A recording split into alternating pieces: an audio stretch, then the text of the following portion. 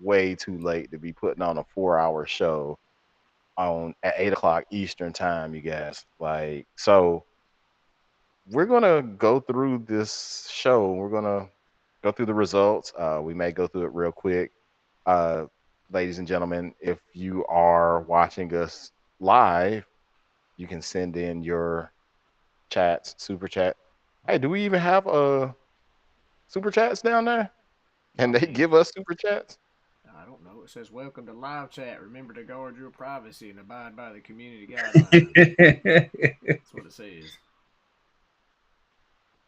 So, oh, okay. Guard it I'm not with your sure. life. We not that advanced to get to the super chats yet. I guess we can't get that yet, but we can always get your chats and comments below. If you're looking at it on catch up, just remember we may be able to edit this down later on this week. So come back to the page if you want to see a shortened version.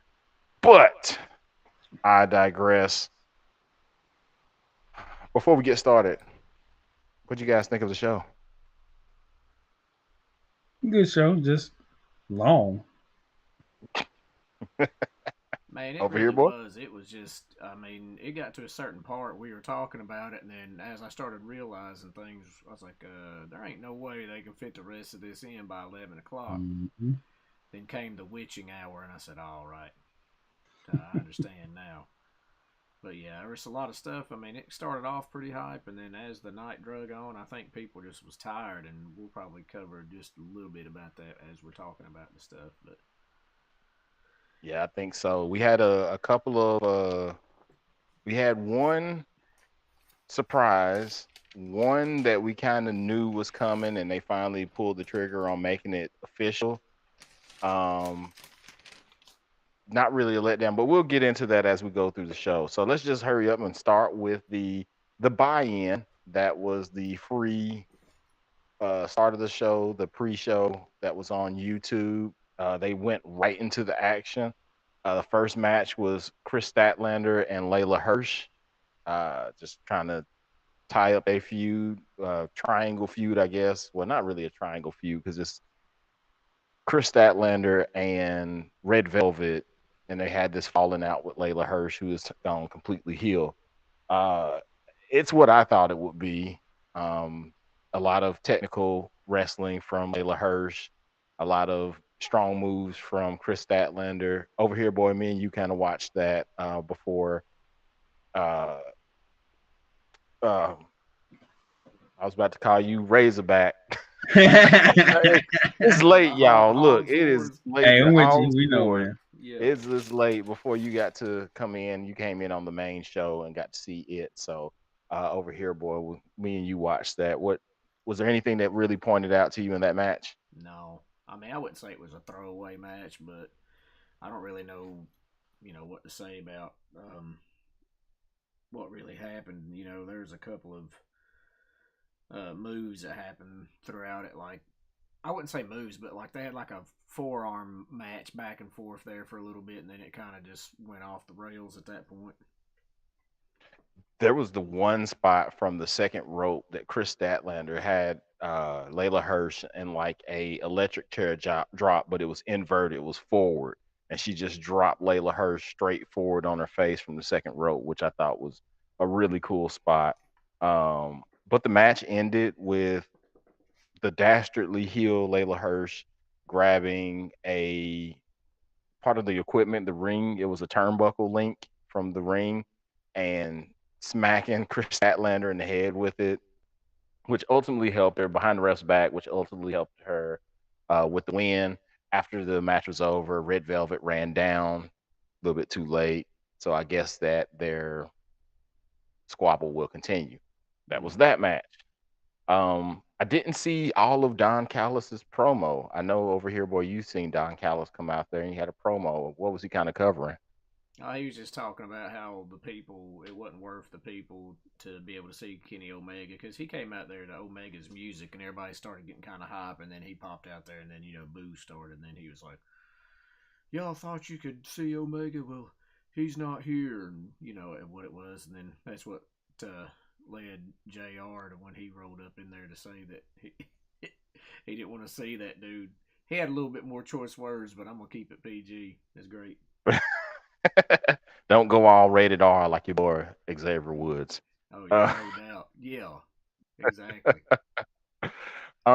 then after that we had the Hook and QT match, which it went on longer than most Hook matches because Hook is like the man of. But sorry about that, guys. But it was what you thought it was going to be. I mean, it went. They had some back and forth moments, but ultimately Hook won with the Red Rum, aka Tasmission. Anything about that over here, boy? No. Okay, I mean, so I we Yeah, keep really, that moving. match. I can't say I couldn't care less about that, but like it was just, man, it went the way I thought it was going to. You know, there was a nice little Yeah. nod to QT Marshall with the signal and the diamond cutter and everything. I don't know where that's going, or you know, if DDP will show back up at some point in time. But other than that, I mean, yeah, it went exactly as I thought it would.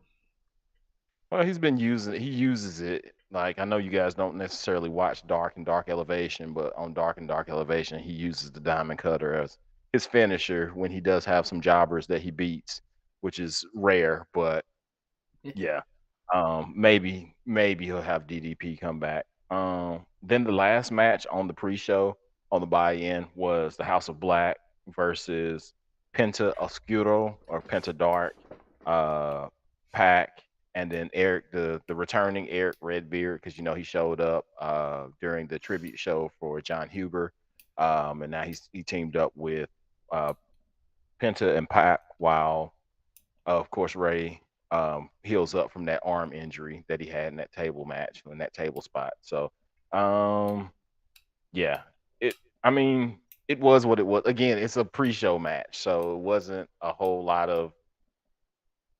It's a lot of what you think you would think of when you have Penta and Pac in a match. You know, a lot of high spots, jumping spots, and such like that. House of Black. I mean, Brody King is a beast. And of course, we had a moment where we had Brody King and Eric Redbeard kind of go at it. Oh, and what was that? Was that the end? Was that the finish where Yeah, the Brody King hit him with? I still call it "Greetings from Asbury Park." I don't know what they call it. Did they say what Pretty it much. was? I don't think so. They just were like, "Oh, look at the power!" when he drove him right down his nugget. I was like, "Oh my god, that was awesome." I Yeah, mean, that was a lot of weight to steal a phrase from somebody else. That was a lot of weight to pick up with Eric Redbeard, but I think it was the right decision yeah, because you don't want Pack or Penn to eat a pin. And even though Eric Redbeard is newer, I don't know if he's signed or if he's just showing up. He's still able to be the one to take the pin. yeah, So, and of course, you got the House of Black continuing on with their stuff. I don't know if they're still going to get Julia Hart involved or not, but we'll see what happens on Wednesday, which rolls us into the main show. The main show starts out with a banger with Eddie Kingston and Chris Jericho. Uh, y'all told me I missed something during the intro. What did I miss? You said that JR said something. no, that's what What Jr. was saying when the show started. That like he had to ask Tony Schiavone where they was at. He said, "Where are we at?" He so literally he is didn't like, "Welcome to Revolution," and dang it, Tony, where are we at? Yeah, he did say that. So he didn't even realize that they were in Orlando. So he was about to say Jacksonville again. That's what it sound like. Yeah, Bless Jr. Bless him. But I don't want to do a whole bunch of talking. I'll just kind of end it. But what do you guys think? Since all of us were watching the main show, what do y'all have about the Eddie and Jericho match? dude, Eddie Kingston rolled right off the bat and gave him a half Nelson suplex right on the top of Jericho's head, and then it just went downhill from there. Like as far as the match was awesome, like a lot of hard hits and stuff like that. And I mean, there was a lot of brutal back fists there towards the end. And I mean, I just thought it cemented kind of like the trash talking that Jericho had been doing to Kingston up to that point about him not being hungry enough or whatever. And I thought it was just a good way to put a bow on it. I don't know if there'll be anything else after that, but Jericho's probably going off to do some concerts or something. Hogs Wars, what you got? I was just happy he freaking Eddie won because hell, I'm tired of seeing him losing in these like long ass matches he'd given his whole heart to, and then all of a sudden he gets crapped on. So I'm just glad he finally got a win in his belt because it's been a long time for him going through all these L's, man. I just find it interesting that, of course, Eddie Kingston won. Um, Multiple back fists, and I mean, just as Over Here Boy said, just multiple things to the face. But the stipulation, if it, I mean, as it was that Jericho was going to shake Eddie Kingston's hand if Eddie Kingston won, which he did. Jericho did not shake his hand. So unfortunately for me, I think it's still going to continue. There's going to be something else there, and they're going to continue this rivalry.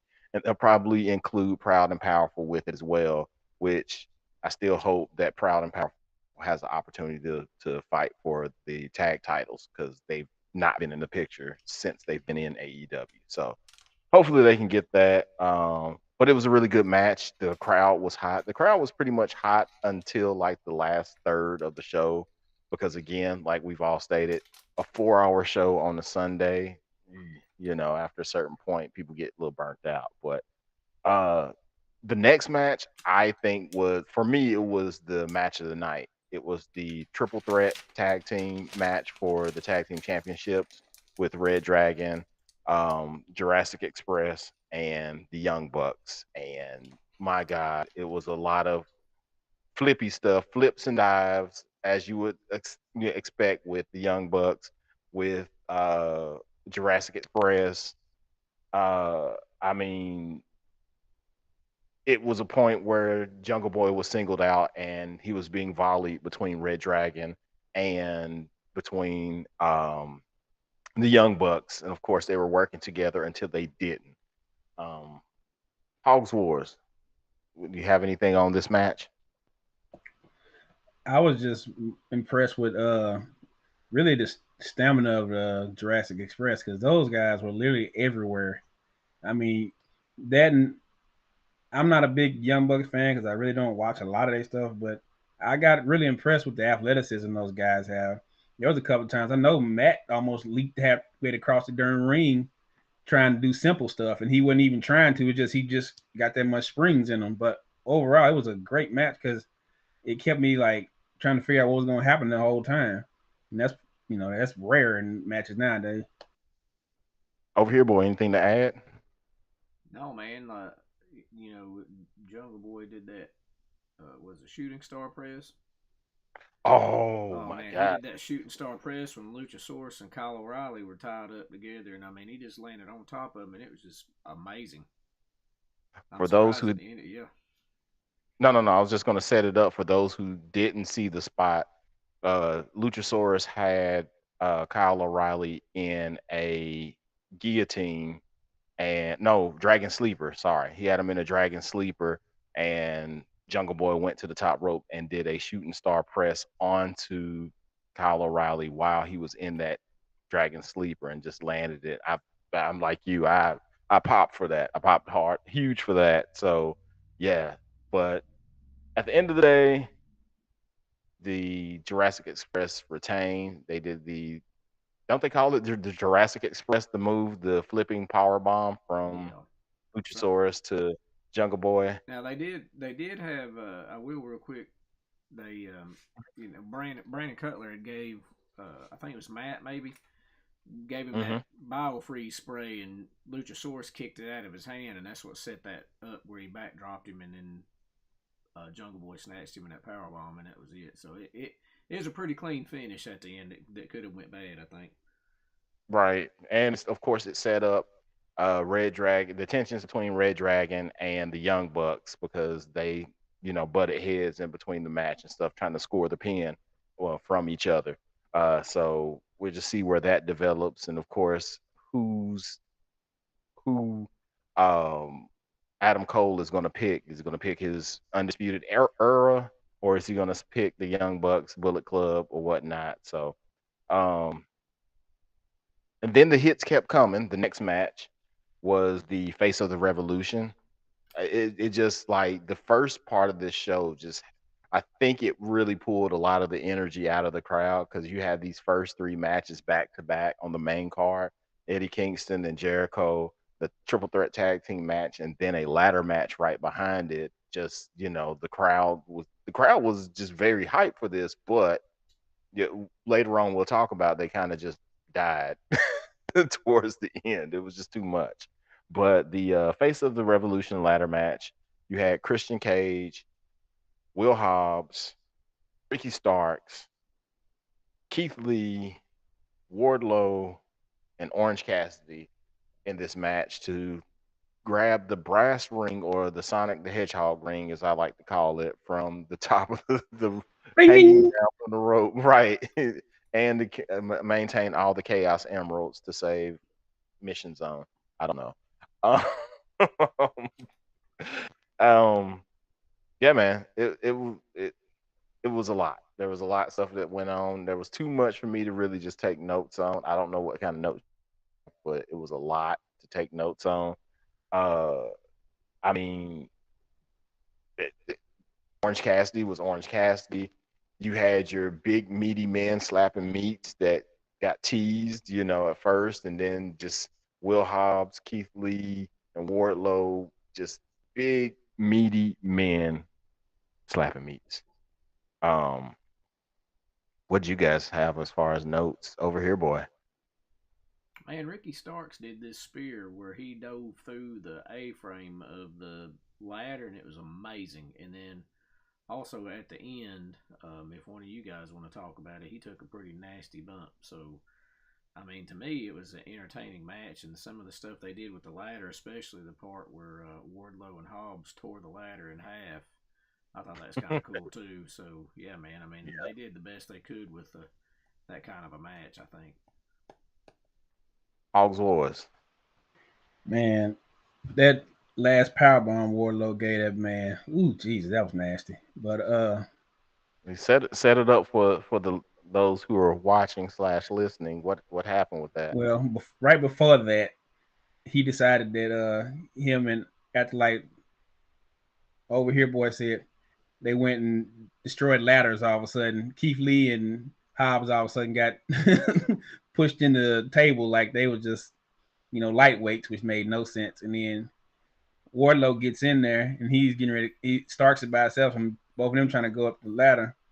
He literally takes Starks and basically just folds power bombs his ass into another ladder that's going across, holding on to the main ladder. And the way he hit just looked terrible.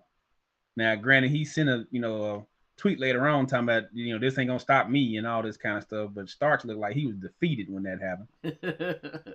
So, Oh man, it Annihilated. it looked nasty. mhm, It looked like he got dropped directly on his head and neck, and he's already had right. issues with his neck in the past, which took him out for about 9 months. So the concern and the way that the camera kept going away from him afterwards, it Yeah. kind of made you wonder if he was going to be okay. But seeing how he sent that tweet out, it looks like he's going to be all right. But yeah, Wardlow is the face of the Revolution, which means he's going to get a shot at the TNT Championship after Wednesday, um, when Scorpio Sky takes on Sammy Guevara. So the winner of that match is going to be set up against Wardlow, and I'm assuming that's going to be Sammy versus Wardlow. But it won't be the last that we see of Wardlow in the night, and we'll get to that a little bit later, I guess, when we get to that match. Um, then after that match, the Tony Schiavone came out to do a contract signing. Um, it had been speculated and talked about through a lot of the different media that um, formerly known as Isaiah Swerve Scott, now back to Shane Strickland or Shane Swerve Strickland, is now all elite. Signed a contract. Crowd seemed to get hot for him. Boom, boom, done. I don't think anybody has anything else on that. Just a contract signing. Looks like he's all elite, and finally he's able to be on TV. Um, right after that was the TBS Championship. Jade Cargill versus Ty Conti, and Jade with an homage to Mortal Kombat. dressed up as Jade from Mortal Kombat, which I mean, Literally. yeah, like I don't know what else to say. She was dressed up like Jade, and I will say before you guys go in on this, um, I know I mentioned to y'all while we were watching that a lot of folks give Jade a lot of hate because they said that she's so green, which I think that's the reason why she's incorporated a lot of green into her color scheme now, because a lot of people call her green. But she gets a lot of hate for it, but week to week, you can see that she's improving. She's adding something new to her repertoire. Her matches are getting longer. It's not just like a spear and a kip up and, the jaded. She's doing some form of chain wrestling, taking bumps and stuff like that. So just wanted to throw that out there. But, um, what do you guys think? Man, I'll be honest. She did a lot better, and like every time I see her, like you just got through saying, I mean, it's obvious that she's trying to be better instead of just like resting on her laurels. And she seems to really try to not be hurting people when she's in there too, unlike a particular wrestler in WCW days, Goldberg. Right. But I mean, I'm looking forward to seeing where she's going to go, and I just hope they don't write her into a corner, kind of like with her undefeated streak and stuff like that. But I don't think they will. No, no, no. Hogs Wars. What you got? What you First see? off, What I you was got? impressed with a lot of her chain wrestling moves she was doing because we already knew Ty Conti, she's already got that judo background, so she's going to do a lot of ground moves, a lot of motion. And they were trading, which is very rare for her in a lot of her matches. And not only that, she wasn't just, yeah, I'm gonna overpower you the whole time. It was, I'm gonna take you in this move and then overpower you a couple times. Hmm. And they had a lot of good little kind of switches from here and there, especially a couple where it went from like one was on their back to the next one was on their back and back and forth. So I mean, you can tell, you can see where she's growing. It just, I think people got to give her a little more time and quit trying to, paint her in the corner. Yeah, I get it. She's strong as hell and she's beautiful as hell. But come on, man, she's actually putting the work in. It's pretty obvious. So Yeah, and she pulled out a new move. We all kind of commented on that frog splash that she did on Ty Conti, and just it was, mm, excuse the term, meat to meat, skin to skin, and just kind of just my bad, just kind of just plowed through Ty off the top rope, which Meat it to looked awesome. meat. Yeah, it really beautiful, was. squishy, squishy. It It was just like squished her. it was like whenever somebody jumps and does like a belly flop in a pool. That's how she landed, just straight blow. But I mean, y'all gonna just no sell the fact she kissed that woman right in the mouth before the match started, really?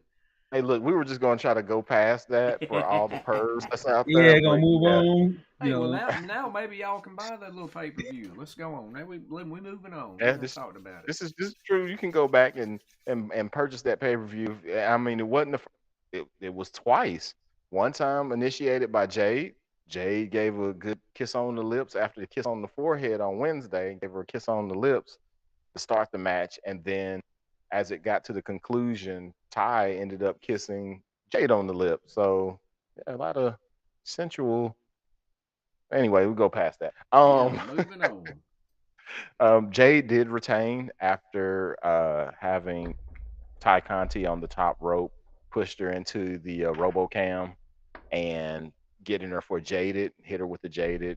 1, 2, 3. I will say right now, spoiler alert, everyone retained. There were no exchanging of belts on this show.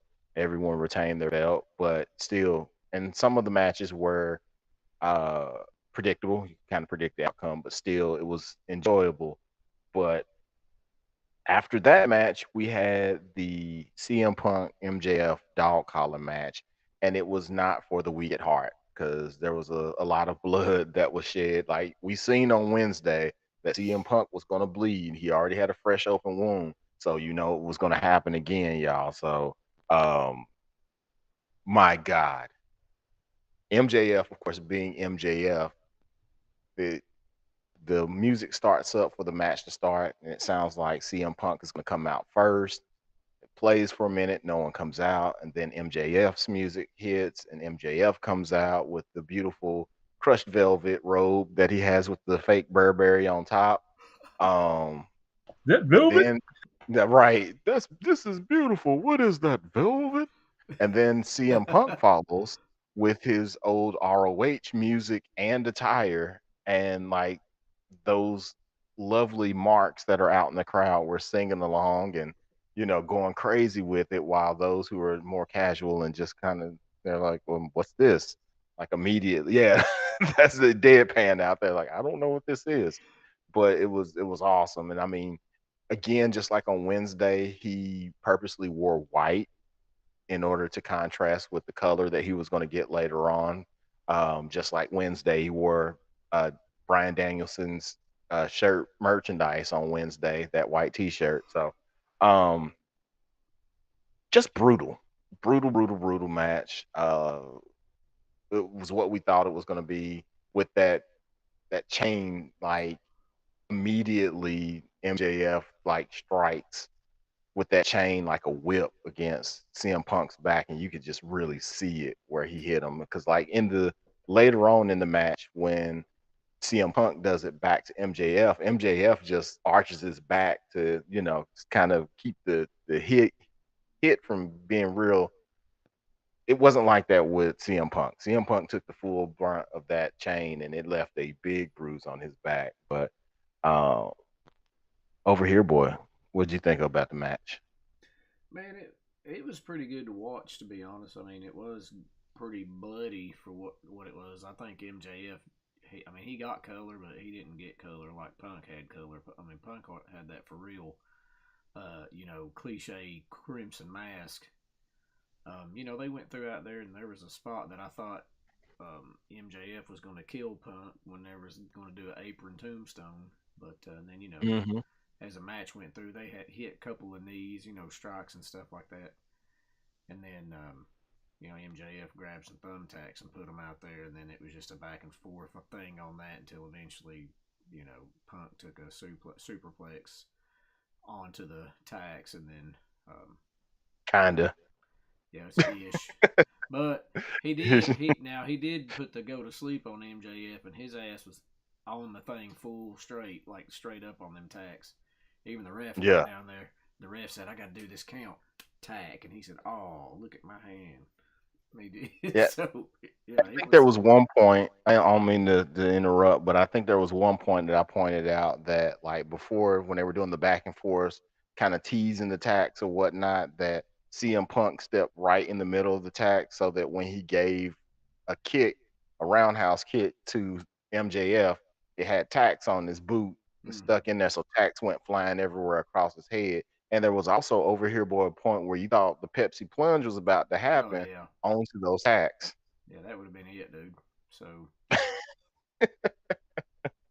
Then there was a point in that match where MJF grabbed the mic and told CM Punk to just quit like he did before, like he did on all the fans, and like he quit on MJF. And he was like, quit. And he said, say you quit, and put it up to CM Punk's mouth, which CM Punk replied with, eat sugar honey iced tea, MJF. I'm not going to yeah, say the word. He said, eat sugar honey iced tea, and proceeded with the match. But what did you think about this finish, Hog Wars? What was how did you what did you think about it? Well, it ended way better than I gave it credit because I still laughing at the beginning when y'all talking about when MJF came out and switched it over and everybody called him a little cornhole, and I was like, wow, okay. And it wasn't just one; it was a bunch of everybody was like, even Excalibur, who usually kind of plays it cool, he was like, yeah, he really is a. I couldn't do nothing but laugh about that. oh yeah, dude. Didn't Shivani call him a creep? Oh man, he called Yes, him all kind of stuff. God, he called Shivani him all does kind of stuff. not like He MJF. hate He dude called with him a creep. real passion, bro. Real passion. That's But So no, he awesome. wished. and then like to get to the to get the end the way it did, well, CM Punk to take the win. I get it, because I mean, let's face it, he done took a lot of L's, the last couple times, but it's just there's a part of me that kind of wonders, what if, Wardlow hadn't given him the ring, if he had gave MJF the ring, just what the difference would have been. But other than that, yeah, it was a pretty tough match. There was a lot of stiff shots in that bad boy. But then after this, man, it's like the crowd and everything just kind of said, Yeah, and just to kind of set it up, like MJF at the conclusion or near the conclusion of the match was yelling for Wardlow to come back out. Remember how we said earlier that this wasn't the last time he was going to see Wardlow after his win, and he came down to the ring and he wanted Wardlow to give him that $50,000 ring, and Wardlow couldn't find it. Conveniently, he's patting himself down, couldn't find the ring, and that's when CM Punk took over, knocked Max down, and then conveniently it was in his top pocket the whole entire time. And Wardlow pulled the ring out and slid it in the ring for CM Punk to get, which CM Punk did use to hit Max in the head, which then turned into the go to sleep and to get that 1, 2, 3 win, which I don't know. Over here, boy, you had a very good kind of explanation for what should happen or what could happen next, or speculation of what they could storyline wise, what they could. What did you tell me during the show? I said, man, it'd be a good segue to get Punk and MJF apart and then start the Wardlow angle, because that's there's no way that's not going to happen now at some fashion. So whether Yeah, they feed Wardlow, Sean Spears at first, and it just goes through that kind of a thing before it finally becomes MJF and him, but like, and it's going to be about the brass ring thing too. So, yeah, but and yeah, that's what you were telling me about. That's the thing that I think is interesting because you were saying that Wardlow has now got the brass ring. He's the face of the Revolution, which comes with a contract as well. So could that contract override what MJF yeah, currently has over Wardlow, and so that Wardlow can finally be free and be the babyface that the crowd wants him to be. the squash machine. Yeah, that power bomb machine. But yes, like Hogswar said, I think this is kind of the turning point of the show because we're already like 2 hours in at this point, and 2.5 hours, I think, in. Yeah, no, 2 hours. We were 2 hours in at this point, and we had just been fast paced, and a lot of matches that people were expecting. And then we get to the women's AEW Women's Championship match, and it all came to kind of a screeching halt. And the crowd's energy just kind of fell, and I think our energy fell too at that same point. Britt Baker versus Thunder Rosa. Uh, I thought that they were going to pull the trigger on Thunder Rosa, but also they had alluded to on commentary that they had the lights out match that Thunder Rosa won a year ago.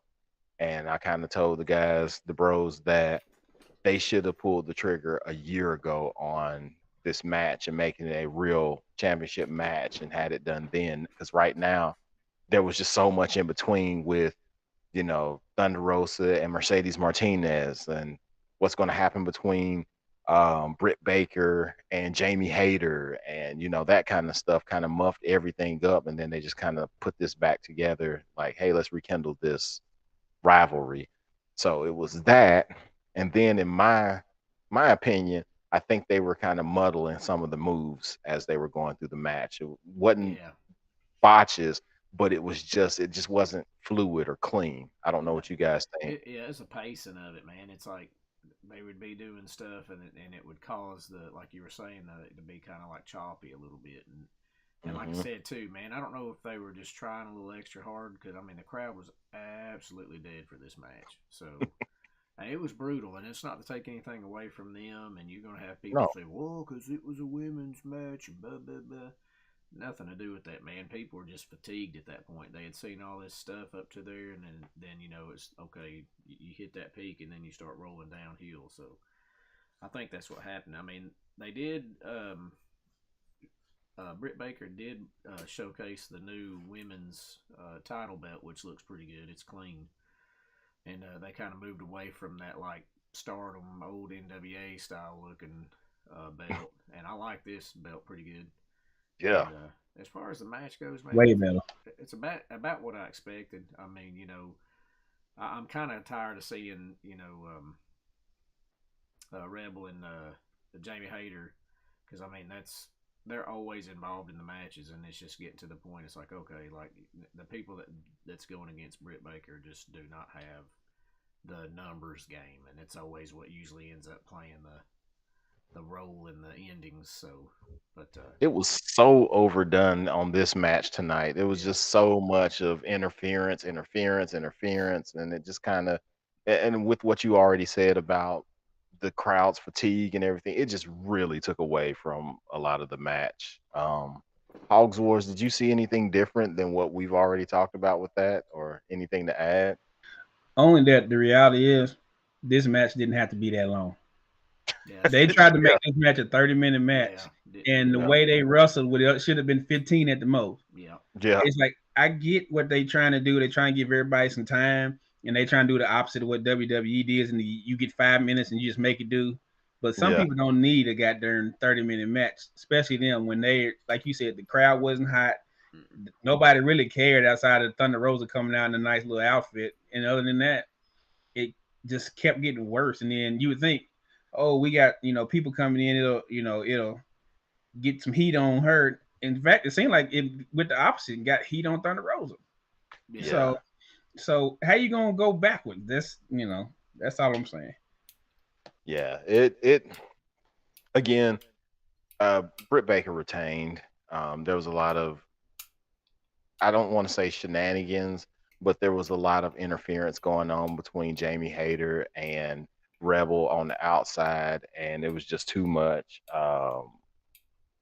Yeah, I don't know what else to say. It and it's again, as Over Here Boy said, it's not taken away from Thunder Rosa or Britt Baker as performers. They're perfectly fine as performers. It was just a lot of outside circumstances that just made that match not as good as it could have been.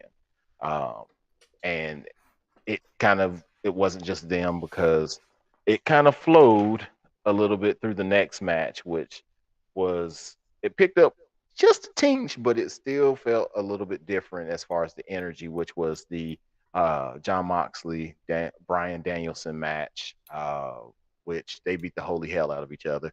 So, as you would have thought that they would, they were beating the holy Big hell time. out of each other. Yeah, like I don't know what else that I don't know what anybody else thought was going to happen. If they thought this was going to be a technical match that Brian Danielson can do, this was not going to be it with John Moxley in the match as well. Like, it was going to be a bunch of just potatoes and, just ouch. And you knew it was going to be blood, because John Moxley said he could not wrestle with someone unless he bled with them. So obviously there was going to be blood. But uh Hogs Wars, what you got on this match?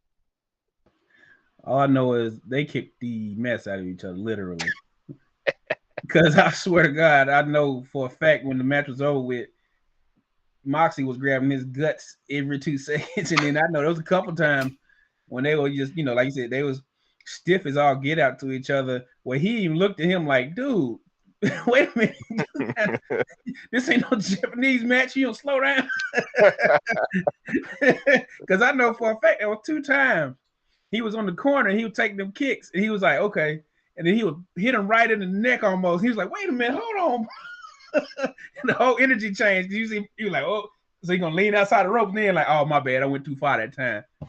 Like, but yeah, stiff match, great ending though. Stiff. Very stiff. Over here, boy. beating men, slapping beats, very stiff, man. Um, yeah, like Hogs Wars was saying, man. I mean, dude, like John Moxley was kind of like doing the yes kicks or whatever the hell they're called. But I mean, but he kicked Bryan Danielson right in the neck, dude, multiple times. There was no, I mean, he didn't even try to kick him in his back. It was just like black out right in the back of his neck, and I'm like, damn, like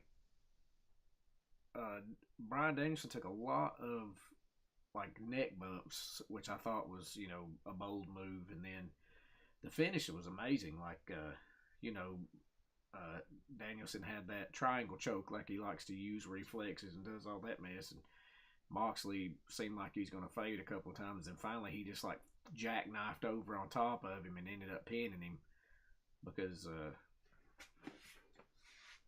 Bryan wouldn't let go of it. So, I mean, I thought it was good. I mean, something cool happened in that match. You want to tell them about it, Yellow Boy? Yeah, like so the match happened, of course, and then post match, like they weren't done. They still had the bloodlust, if you will, and were going after each other. And just randomly, without any fanfare, music, or anything coming, William Regal shows up. Just comes out to ringside, and William Regal is like he took charge. He came in and went right up into John Moxley's face, told him just basically, you need to chill the hell on out. Put his head up against his head, bloody head up against his head, face and everything, and John Moxley's head, and smacked him in the face. Was like, hey, you chill this, like somebody's daddy. You got to chill out, And then all the while, like a spoiled kid on the other side, you see Bryan Danielson just laughing because John Moxley just got slapped by William Regal, and he's just kind of and William Regal turns around, looks at Bryan Danielson, smacks him in the face, and was like, hey, you guys need to shake hands. And so forcibly, both John Moxley, Bryan Danielson shook hands. So does this mean that they're going to have their uh, stable of young stars and tag team up and train all these young stars? I don't know. Does it mean that William Regal is going to be a part of this stable as well? I don't know. Tune in to Dynamite on Wednesday. You may find out. You may not. Who knows? But it was good to see William Regal on television because, boy, howdy, did WWE do him a disservice by releasing him and all the years and all the service that he had just dedicated to WWE and their talent. But things happen. It's part of the business, and hopefully, whether it's in front of the camera or behind the camera, William Regal's going to be utilized like he needs to. So, next to the last match, we're almost there, y'all. We're almost to the finish line. I know it's late for everybody, so we're almost there. And this match, I felt like especially after seeing the results of it, the conclusion, this definitely could have been on the buy-in show. I don't see why it was. I mean, outside of Sting, it's Sting. Like Sting doesn't necessarily have to be on the main card every show, but I'm going to leave it to Over Here Boy when it gets to that part to talk about a portion in that match involving Sting that really popped Over Here Boy. But it was the AHO, the Andrade Hardy family office with Andrade, Isaiah Cassidy, and of course Matt Hardy versus Sting, Darby Allin, and Sammy Guevara. Uh, Before Darby Allin came out, of course, he had to do another one of his student films in black and white, which they were at a funeral for Andrade and for Matt Hardy and Isaiah, and people were there. There was a reverend that was presiding over it, and there was a couple of like buses, vans, RVs that were sitting off to the side that were painted with a bunch of stuff. And just out of nowhere, a truck just wrecks into one of them with Darby Allin.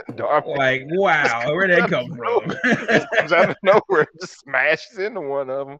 And here comes Darby Allin out of it with some sort of homage to Freddy Krueger with this striped shirt, whatever it was he had on.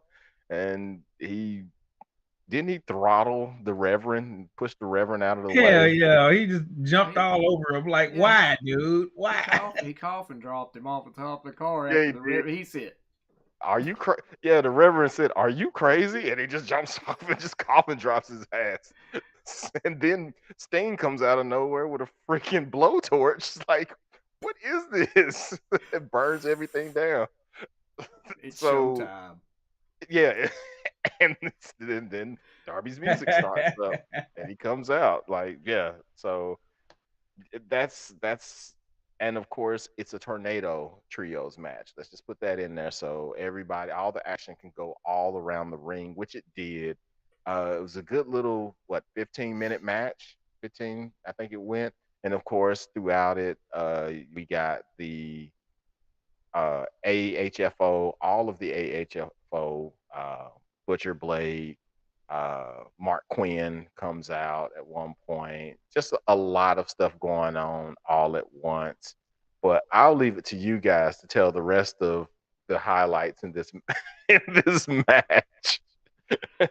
Oh man.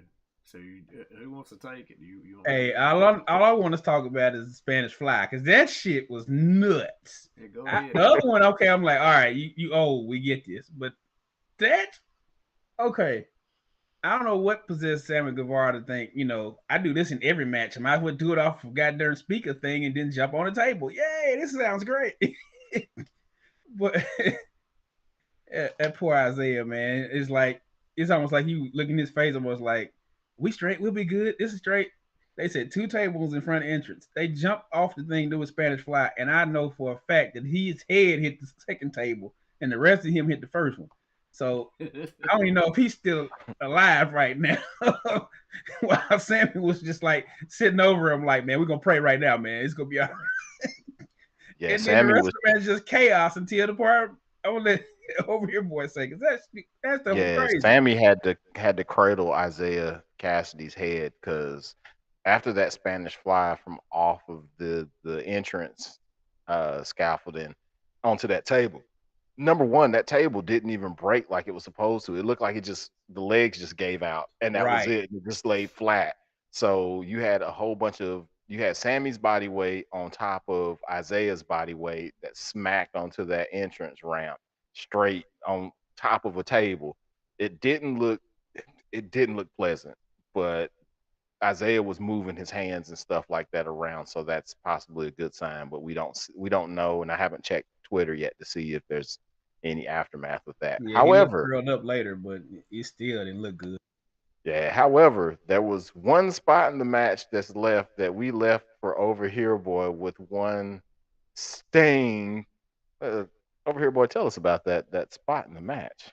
Well, before I get there, I do want to talk about one other thing real quick. Like Yeah, El Idolo, he was going on a tirade with a chair. Now, I mean, he clipped Darby Allin with it, like bladed his ass right upside the head with his what the hell. But no, to get back to what Yellow Boy was talking about, you had it was just like a so the butcher and the blade had set up 2 tables side by side, and then they had stacked a third on top, um, in between the 2 tables. Well, Matt Hardy and Sting were up fighting in the crowd, and the other guys were following behind them. Well, somehow El Idolo ended up on the table, and Matt Hardy's like, move, because I think it was him and Darby were fighting, and he's like, move, uh-huh. move, because he was going to try to give him like the side effect, or what was that maneuver he called where he. But that's what he looked like he was going for. And Right. anyway, Side effect. Sting, ended up knocking Matt off of him. Well, El Idolo was just laying there, so Sting was looking around and climbs off the top of like where the people are sitting, and these tables are set up in the entranceway, like going to the back. So he dives off with probably a good, 8-10 feet from where the table was. Yeah. I mean, he goes through the table, and the very first thing it hits is his forehead all over that boy. I mean, it's like, I mean, are you doing a splash or a headbutt, man? He's like, oh, and then the angles they All show, forehead, bro. yeah, I mean, all the angles they showed it at after that was the best. I was crying laughing. It was just like this. Here's the table, and he's like, oh, and it's like crushed all of it, dude. And I mean, it took Idolo out of the match, but and everybody, of course, you still got it. Like, he didn't need to take that bump. No. Ridiculous. It Sting is how old? 60, Yeah. Shoot, 63 or something like that. 63. He does not need to be taking bumps like that at this point in stage in the game where we even thought that he wasn't even going to be able to wrestle at all. And here he is jumping off of stuff and Yeah. headbutting tables, that big five head of his, you know Yeah. what I mean? That dude got that. That dude got that old man from Poltergeist blowback haircut too. That old Dexter haircut. Yeah, he do. He got that Gary Oldman from Dracula haircut. Boy, he's stupid. The conclusion of this match happened with Darby doing a scorpion death drop on a chair. Um, it was Matt Hardy. He put it Matt Yeah. Hardy through that, and Yeah. then he went for a coffin drop. But Matt Hardy one was already too far as it was, and then as Darby Allin jumped from the top rope to do the coffin drop, Matt Hardy rolled the opposite direction, and it didn't look like he hit anything. Darby Allin, that is. And they showed it on replay, which we thought was a terrible idea to show it on replay, especially from the Terrible. Wile E. Coyote cam where you're looking straight down on it. You can Yeah, it's see brutal. Don't see nothing Darby. but his head. No, That's it. Everything yeah, else missed. that was it. He was like he was just laying against Matt's shoulder or something like that, wanting to rest. So, but they still counted it as a three. That was a win for the Darby, Sting, and Sammy. Of course, Darby and Sammy, after their little squabble on Wednesday, they were able to shake hands, pick Sting's old tail up after he headbutted everything, probably was out of it. And of course, look up into the crowd where uh, the what are they called? With it was Paige Van Zant, Dan Lambert, Scorpio Sky and them. Scorpio Sky, and All Ego Ethan Page. They were all up in the crowd, up in the top, looking Oh down man. because Scorpio has the match with Sammy on Wednesday. So that was that, which finally brings us to the main event for the AEW World Championship, the Battle of the Atoms, the Battle of former Bullet Club members, Adam Cole versus Hangman Adam Page. And I think it was you, um, Hogs Wars, who said you weren't sure what in the world that Hangman had on as far as his gear. And I said it was kind of Young Buck esque with the colors or whatnot, which um, obviously there was a Red Dragon. I'm surprised that Young Bucks didn't run in when Red Dragon ran out I there. was too, because I just expected that was going to be one of those things as part of the match. Right, but they didn't. However, um, I don't want to take away from the match, but again, like we had already said, the crowd for the entrances hot, for the match kind of cooled down, and it was kind of mediocre until the finish, obviously, which a lot of. Didn't you call that it was a bunch of false finishes, or was that another match, Hogs Wars, that you said it was going to be a whole lot of false It was finishes? this one because I already knew the business.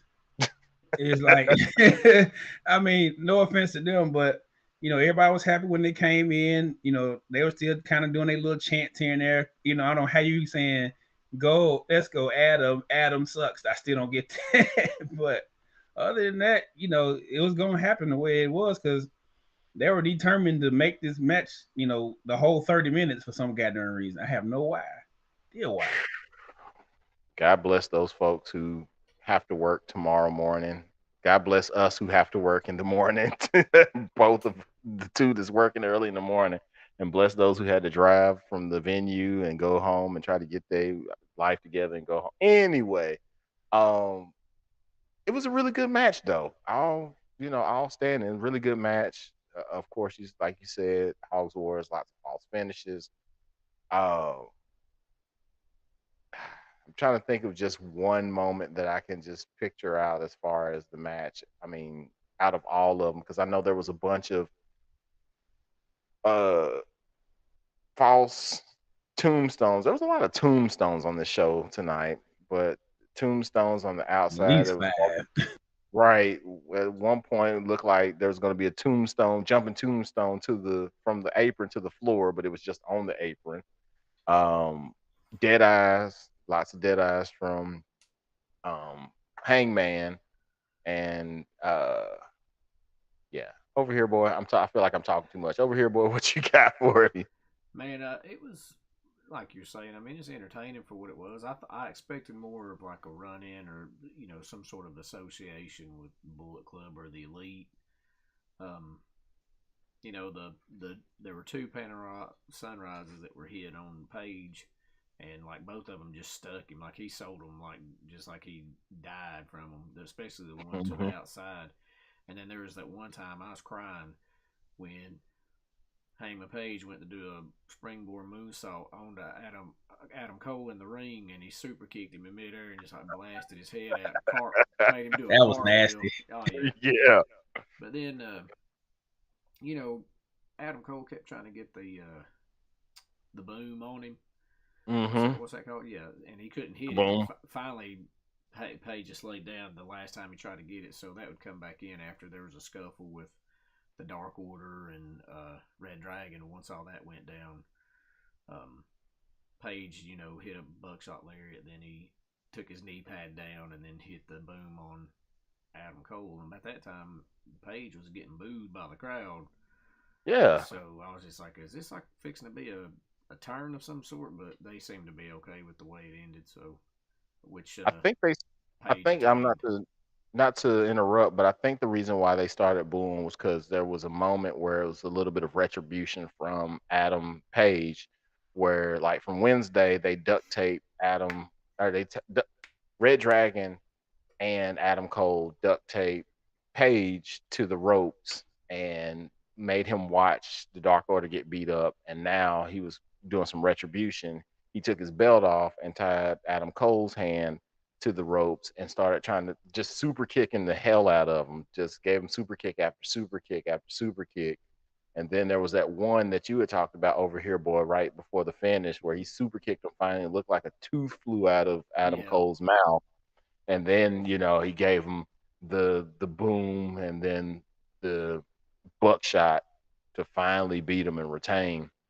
Which again, like you said, I thought there was going to be shenanigans with Bullet Club or Young Bucks or something like that, and more Dark Order. It looks like they're trying to move Hangman away from the Dark Order right now, but.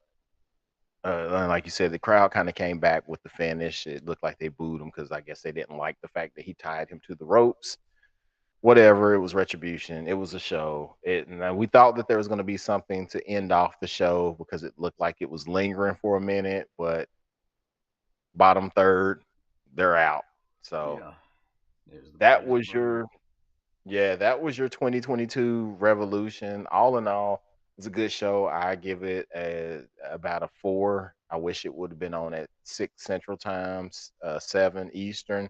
If they're going to do a 4-hour show on a Sunday, they just need to make sure that they are, being mindful. Saturdays is fine because people can recoup on Sunday, but Sundays.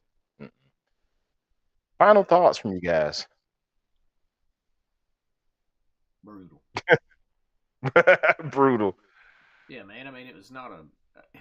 I'll be honest with you. I've seen AEW shows I've enjoyed a lot more than Hmm. this. But like, I mean, sometimes it felt like the stuff they were just putting together. It's like this I don't care about this, man. Like, and like the energy being sucked out of the show halfway through. That was it, man. It killed it. To me, I think that killed it. I mean, the fans never even got hype after that, except for when Regal popped out. That's about the hypest they got, and then the rest of the time, it was just you could even see in the crowd people looking at their cell phones and doing everything else. So I hope Tony Khan, I hope other people have that same kind of like opinion of it, and Tony Khan kind of takes that to heart a little bit, Yeah. especially with maybe being able to steal some talent from Ring of Honor and do that kind of Forbidden Door stuff interpromotional. So, that's it. I mean, it wasn't a horrible show, but yeah, I mean, I think they could have done a lot better with some of the stuff. Hawks Wars. I agree. My whole thing from like we just said at the beginning, this show was too goddamn long. Certain people don't deserve matches longer than 10 minutes, and then you want to take all the matches you knew were gonna pop and put them all front loaded, so that when you get to the end, you think maybe they'll come up with something even better. But the reality is there's only so much a crowd can take. You literally went out there and you pumped all the juice out the goddamn crowd in the first 3 matches, then wonder why the rest of them was like, you got to change it up sometime, man. But Pump that juice. I'm telling Pump you, that juice. put it back in there, mother. Take it in stabbing goo. Put that juice. Oh, made you go dark. I can't see that. What's that say? Too goddamn long. You're darn right, buddy. Too goddamn long. Well, over here, boy, where can the viewers find you at? Yeah, man. So, I mean, you see all this stuff on here right now, this screen, but you can find me at the Twitters and the Instagrams at Over Here Boy. I made it real easy, I mean, if you can't figure that out, I can't do nothing for you. So, there's that. Hogs Wars. Anybody find you anywhere? Hell no. I don't want y'all to see nothing.